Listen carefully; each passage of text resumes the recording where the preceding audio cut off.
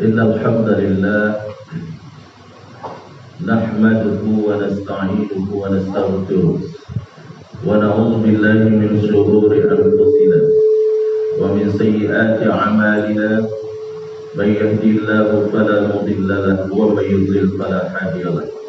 Asyhadu an la ilaha illallah wahdahu la syarika lahu wa asyhadu anna Muhammadan abduhu wa rasuluh.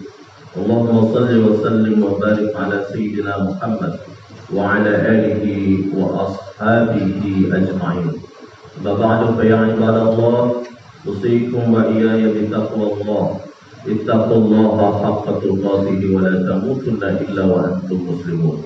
Faqad qala Allah ta'ala fi kitabihil karim. A'udzu billahi minasy syaithanir rajim. Bismillahirrahmanirrahim. Ya ayyuhallazina amanu kutiba alaikumus shiyam kama kutiba alal ladzina min qablikum la'allakum tattaqun. Wa qala Rasul sallallahu alaihi wasallam, ittaqillaha haitsu ma kunta wa atbi'is sayyi'atal hasanata tamhuha wa khaliqin nasa bi khuluqin hasanin. Allahu akbar. Allahu akbar, Allahu akbar, Allahu akbar, Allahu akbar, Allahu akbar, Allahu akbar, Allahu akbar, Allahu akbar. La ilaha illallah wallahu akbar. Allahu akbar. Walillahil hamd. Hadirin sidang jamaah salat Id rahimakumullah. Pada pagi hari ini kita bertakbir, bertahmid dan bertahlil, pertanda bahwa kita merayakan kemenangan setelah sebulan lamanya kita berjuang untuk melawan hawa nafsu dengan menahan makan, menahan minum, menahan syahwat, menahan sifat ketamakan, menahan segala sesuatu yang dapat mengakibatkan kita jatuh ke dalam sifat kebinatangan, sifat kezaliman, memperturutkan nafsu hewani yang membuat kita sesat, bahkan lebih sesat daripada binatang. Balhum adall. Jamaah rahimakumullah, bertakbir berarti kita membesarkan Allah. Allah adalah Tuhan yang maha kuasa. Allah maha berkehendak atas segala kuasa hambanya. Tidak ada kekuatan yang dapat menandingi kuasa Allah. Jika Allah berkehendak, apapun akan terjadi. Dengan ucapan takbir ini seharusnya membuat kita untuk semakin sadar bahwa kita adalah kecil yang tidak berarti di hadapan kekuasaan Allah Subhanahu wa taala. Dengan takbir ini kita hanya membesarkan Allah, bukan membesarkan yang lain. Kita besarkan Allah, bukan membesarkan jabatan. Kita besarkan Allah, kita tidak membesarkan harta dan materi yang kita punyai. Kita besarkan Allah, bukan kita besarkan kehebatan yang kita miliki. Kita besarkan Allah, bukan membesarkan segala sesuatu selain Allah Subhanahu wa taala. Oleh sebab itu, maka tidak ada alasan bagi kita untuk tidak tunduk kepada kekuatan Allah. Tidak ada alasan untuk tidak menunaikan perintah-perintah Allah. Tidak ada alasan untuk tidak melaksanakan perintah sholat. Tidak ada alasan untuk tidak bertakbir kepada Allah di dalam sholat kita. Tidak ada alasan untuk tidak rukuk dan sujud kepadanya. Tetapi ini senantiasa dan terkadang diabaikan oleh kebanyakan kaum muslimin. Kita tidak jarang lalai dengan perintah sholat. Kita sering meninggalkan sholat, padahal sholat merupakan perintah pokok yang tidak boleh ditinggalkan. Hanya karena sibuk belanja di pasar, di mal untuk mempersiapkan baju lebaran, kita berani meninggalkan sholat. Hanya kita sibuk bekerja, kita pun berani meninggalkan sholat. Kita tahu bahwa sholat adalah tiang agama, imaduddin. Siapa yang mendirikan sholat, maka dia telah mendirikan agamanya. maka siapa man taraka faqad hadama din, dan barang siapa yang meninggalkan sholat sama saja meruntuhkan agamanya. Salat ini merupakan penentu ibadah kita lainnya. Maka Rasulullah sallallahu alaihi wasallam bersabda, "Awwalu ma yuhasabu bil 'abdu yaumil qiyamati shalah." Pertama yang akan dihisab pada hari kemudian itu adalah perintah salat. In saluhat saluha sa'iru amali. Kalau salat ini baik, maka dipandang baik amal-amal kita yang lain. Wa in fasadat fasada sa'iru amali. Tetapi kalau perintah salat ini kita abaikan dan tidak baik pelaksanaan salat kita, maka ibadah-ibadah yang lain pun akan dianggap tidak baik. Allahu akbar, Allahu akbar, Allahu akbar, walillahil hamd. Maka jangan sekali kita abaikan salat ini. Ada 5 waktu salat maktubah, as-salawatul maktubah yang harus kita tunaikan. Jika kita meninggalkan salah satunya tanpa alasan yang dibenarkan oleh agama kita, maka sesungguhnya ia telah menyatakan kekufurannya. Man taraka sholata muta'ammidan faqad kafara jihara.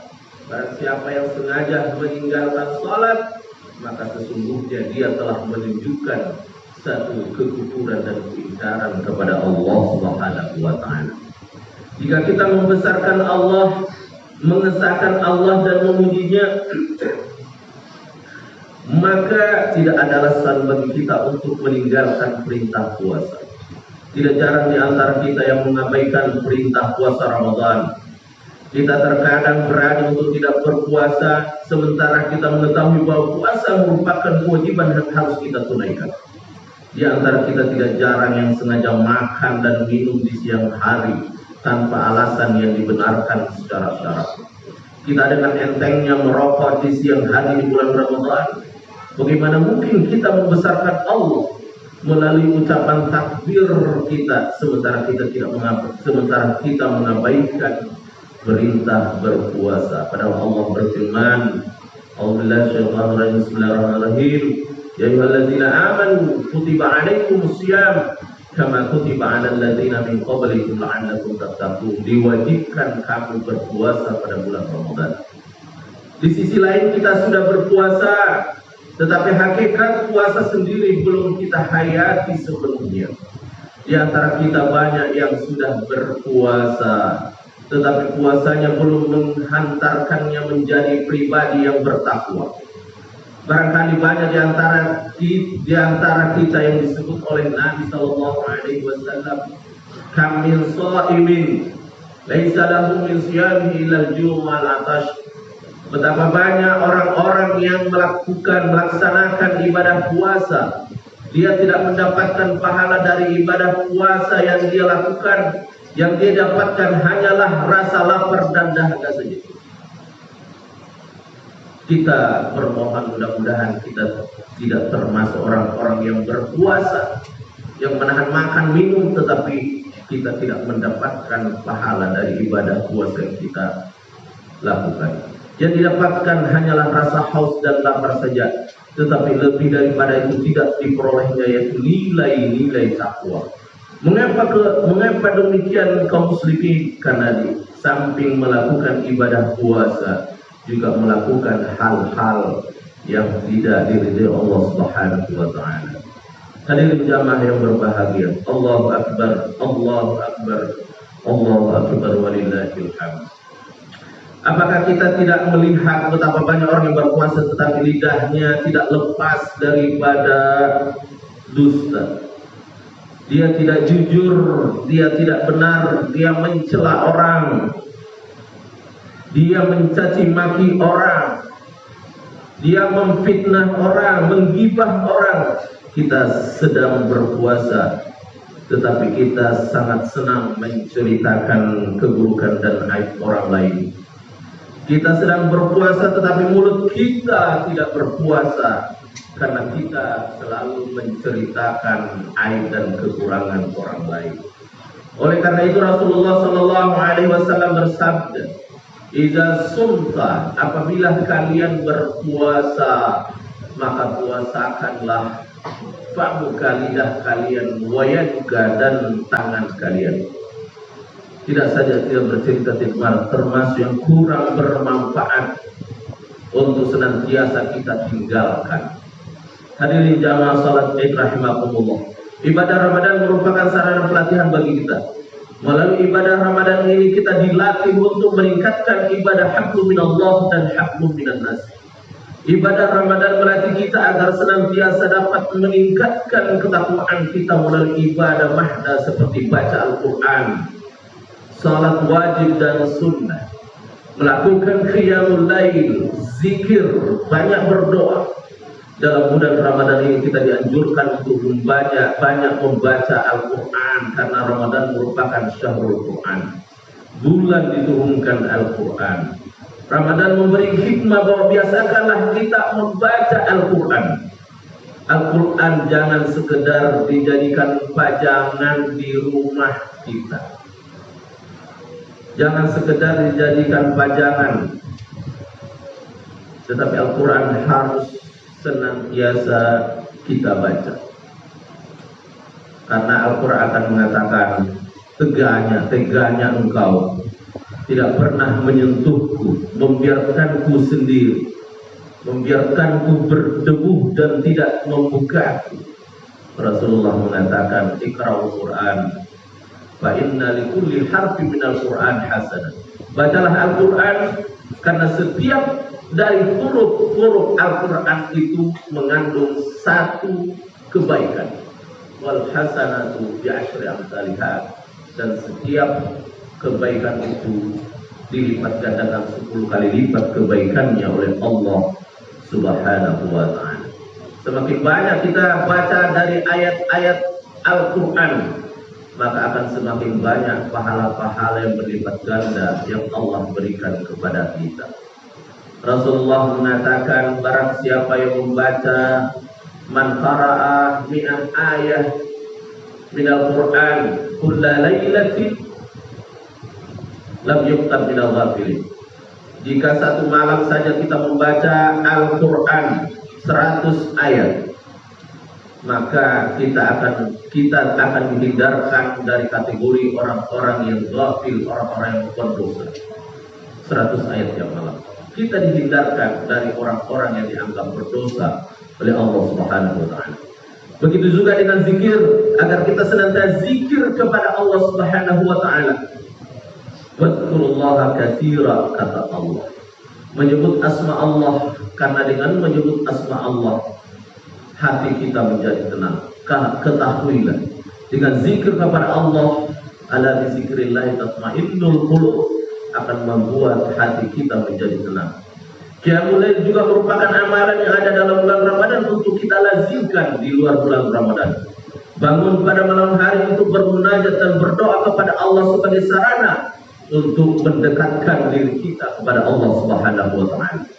Mereka yang sanggup melakukan hablum minallah seperti ini, maka senantiasa mengharapkan ridha Allah, maka dia akan mendapatkan rahmat dan ampunan Allah Subhanahu wa ta'ala. Inilah yang menjadi kekuatan bagi kita untuk dekat kepada Allah Subhanahu wa ta'ala. Demikian pula kita tingkatkan ketakwaan kita melalui ibadah hablum minan nas. Selain hubungan kepada Allah secara langsung tadi, kita juga harus membangun hubungan yang baik dengan sesama manusia.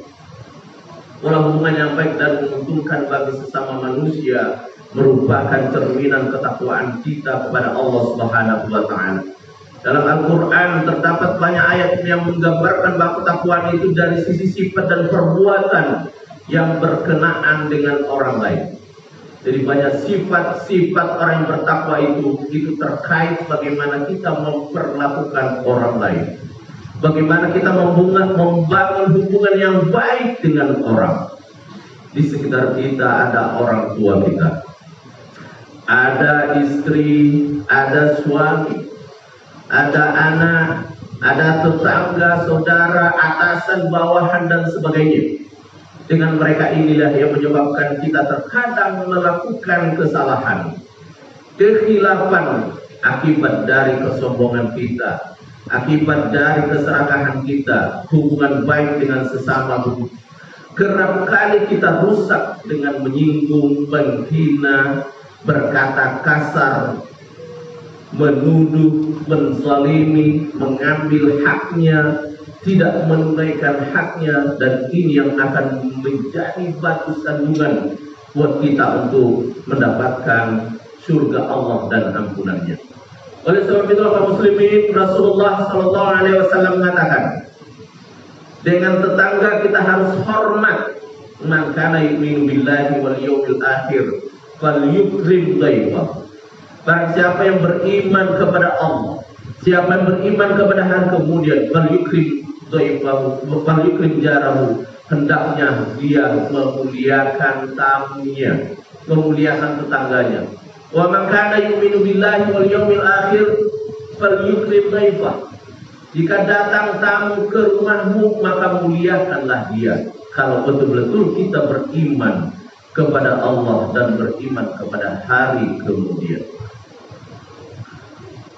Mengapa kepada tetangga kita harus memuliakan? Karena orang yang tinggal dekat dengan kita itu adalah tetangga. Ketika terjadi kebakaran, bukan saudara kita di Jawa yang akan menolong pertama terhadap kita. Yang menolong itu adalah tetangga-tetangga yang berdekatan rumah dengan kita.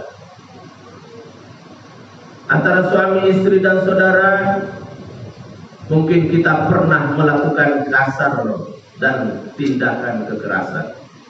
Dengan bawahan mungkin kita zalim dengan hak-haknya, merugikan orang lain. Mungkin kita pernah menipu orang. Mungkin kita pernah mengambil hak orang lain tanpa alasan yang benar.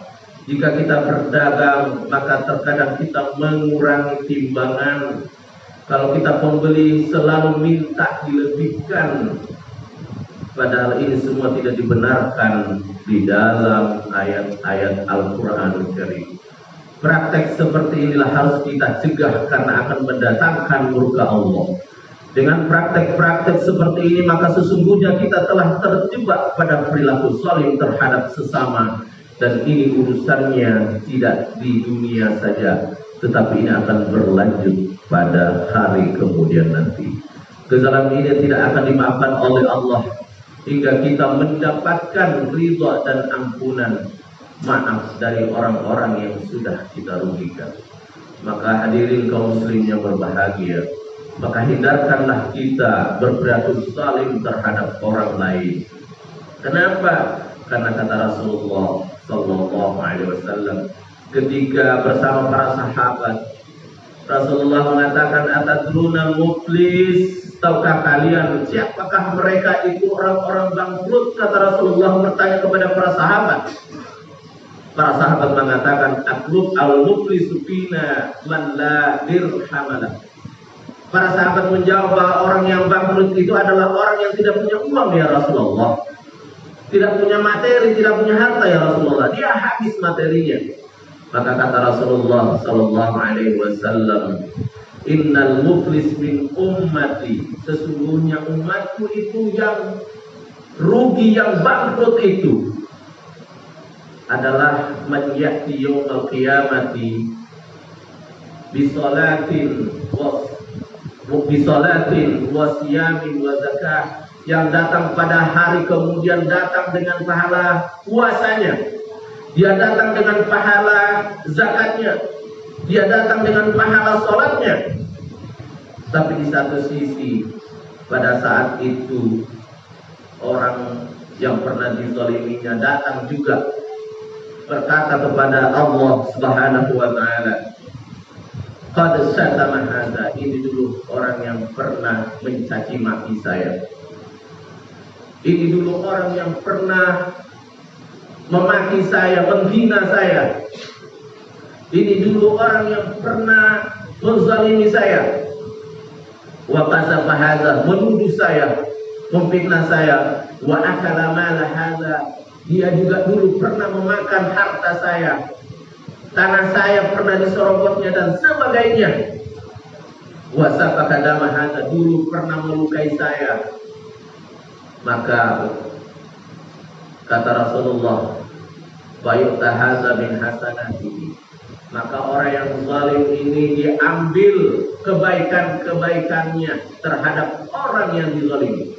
Jadi kebaikan-kebaikan kita, salat kita, zakat kita, ibadah-ibadah kita diambil oleh orang yang pernah kita zalimi. Diambil pahala kita, Bapak Ibu sekalian kaum muslimin. Kalau pahala kita sudah habis diambil oleh mereka, maka kata Rasulullah, fa'in faniyat hasanatuhu qabla ayyubda ma'alaihi ukhiza min khatayahum. Maka kesalahan-kesalahan orang yang kita zalimi, dosa-dosanya kemudian yang kita ambil. Kebaikan kita sudah diambil dia, dosa-dosa dia pun kita ambil. Itulah kata Rasulullah SAW, betul-betul rugi. Kalau kita rugi, bangkrut karena urusan-urusan bisnis, itu belum ada apa-apanya. Tetapi kalau kita rugi, pahala kita sudah habis, lalu keburukan dan dosa-dosa orang kita ambil, maka itulah yang betul-betul disebut dengan rugi seruginya. Dan disebutkan Rasulullah dalam hadisnya, al-muflis, orang yang bangkrut. Oleh sebab itulah kaum muslimin dan yang berbahagia, maka tentu hubungan terhadap orang yang harus kita jaga. Dengan orang tua mungkin kita pernah durhaka kepada kedua orang tua, kita tidak lagi hormat dan menghargai. Jasa-jasa orang tua tidak lagi kita ingat. Padahal meskipun kebaikan sebanyak apapun, kebaikan-kebaikan yang kita punya, yang kita berikan kepada kedua orang tua, belumlah sanggup untuk membayar, melunasi kebaikan-kebaikan mereka terhadap kita. Oleh sebab itu, di dalam Al-Quran disebutkan, fala taqul lahum uffin. Jangan sekali-kali engkau katakan kepada orang tua kita, mengatakan fala taqul lahum, jangan berkata kasar. Wa qul lahuma qaulan karima, dan katakan kepada kedua orang tua itu dengan ucapan yang mulia. Itulah saya kira perintah yang ada di dalam Al-Quran. Dengan orang miskin dan nestapa kita tidak lagi ingat, padahal Nabi berkata, tidak beriman di antara kalian siapa yang tidur dalam keadaan kenyang sementara tetangga-tetangganya itu kelaparan. Oleh sebab itulah di bulan Ramadan ini, kita jika memiliki kelebihan, kita senantiasa diperintahkan untuk banyak bersedekah, dan itu tentu harus kita bawa sampai di luar bulan suci Ramadan. Tidak di bulan suci Ramadan saja kita bersedekah, berinfak. Di luar bulan suci Ramadan juga kita harus senantiasa mengeluarkan harta kita, zakat. Kira-kira kalau dalam setahun kita ada penghasilan 60 juta, maka wajib dikeluarkan 2,5%. Setiap dapat gaji tiap bulan, keluarkan 2,5%. Kalau ada kita dapat 6 juta gaji per bulan, keluarkan 150.000 untuk kita keluarkan zakatnya. Kalau kita mau per bulan dan kita tidak mau membayarnya dalam 1 tahun, tiap bulan kita keluarkan untuk membersihkan harta yang telah kita dapatkan. Jamaah kaum muslimin, jamaah salat itu kaum muslimin dan muslimat rahimakumullah, menggugurkan Allah diperoleh melalui tempaan Ramadan. Kita dilatih untuk mengendalikan nafsu, kita dilatih agar kita bisa meningkatkan ibadah kita, kita dilatih untuk punya kepekaan dan kepedulian sosial, kita dilatih untuk menghindari perilaku zalim dan aneh. Berhasilkah latihan itu? Jawabannya ada pada diri kita masing-masing. Setelah kita keluar dari bulan suci Ramadan, maka latihan-latihan Ramadan itu bisa kita terapkan dalam kehidupan sehari-hari. Maka itulah keberhasilan Ramadan kita peroleh. Kebaikan-kebaikan itu tidak hanya kita lakukan di bulan suci Ramadan, tapi kita bawa keluar bulan suci Ramadan. Jika di bulan Ramadan kita banyak melakukan sholat sunnah, maka di luar bulan Ramadan perbanyak lagi sholat sunnah. Jika kita di dalam Ramadan melakukan banyak infak sedekah, maka di luar bulan suci Ramadan kita juga melakukan infak sedekah. Itulah indikasi bahwa Ramadan berhasil menempa kita sehingga kita menjadi pribadi-pribadi yang beriman dan bertakwa kepada Allah Subhanahu wa taala. Kaum muslimin sidang jamaah salat Id rahimakumullah. Sekian dan demikian khutbah yang saya sampaikan. Mudah-mudahan bermanfaat buat kita sekalian, kaum muslimin dan muslimat, terutama sekali kepada pribadi diri saya. Barakallahu li wa lakum fil Qur'anil azim wa nafa'ani wa iyyakum bima fihi minal ayati wa dzikril hakim. Aqulu qawli hadza astaghfirullah li wa lakum astaghfiruhu innahu huwal ghafurur rahim. اللهم صل وسلم وزد وأنعم وتفضل وبارك بجلالك وكمالك على أشرف عبادك سيدنا ومولانا محمد وأن كل صحابة رسول الله أجمعين. الله أكبر الله أكبر الله أكبر الله أكبر الله أكبر الله أكبر الله أكبر الله أكبر الله أكبر لا إله إلا الله والله أكبر الله أكبر ولله الحمد. الحمد لله رب العالمين.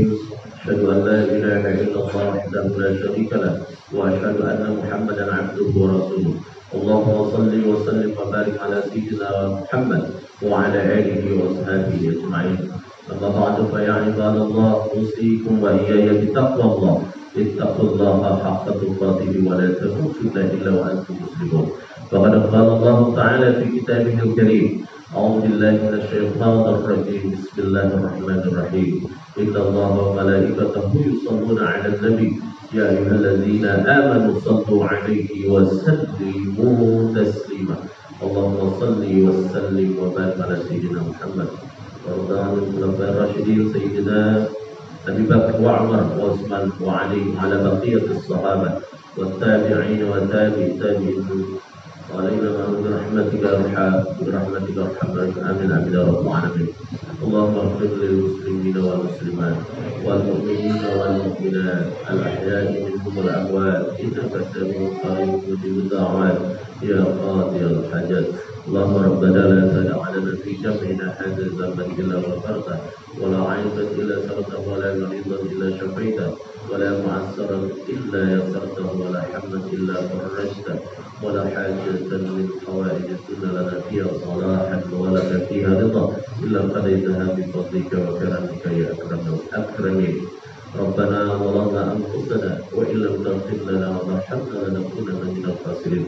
ربنا اغفر لنا ذنوبنا وذنوب آبائنا وأمهاتنا وإخواننا وأخواتنا وأجدادنا وجداتنا ولجميع المسلمين والمسلمات والمؤمنين والمؤمنات برحمتك أرحم الراحمين. ربنا تقبل منا صلاتنا وصيامنا وقيامنا وسجودنا وركوعنا وخشوعنا وتضرعنا وتمم تقصيرنا يا الله يا رب العالمين. اللهم إنا نسألك رضاك والجنة ونعوذ بك من سخطك والنار. اللهم إنك عفو كريم تحب العفو فاعف عنا عن والدينا وعن جميع المسلمين والمسلمات والمؤمنين والمؤمنات برحمتك يا أرحم الراحمين. ربنا هب لنا من أزواجنا وذرياتنا قرة أعين واجعلنا للمتقين إماما. ربنا آتنا في الدنيا حسنة وفي الآخرة حسنة وقنا عذاب النار وادخلنا الجنة مع الأبرار يا عزيز يا غفار يا رب العالمين. وصلى الله على سيدنا مولانا محمد نبي الأمي وعلى آله وصحبه وسلم. سبحان ربك رب العزة عما يصفون وسلام على المرسلين والحمد لله رب العالمين. من العائدين والفائزين.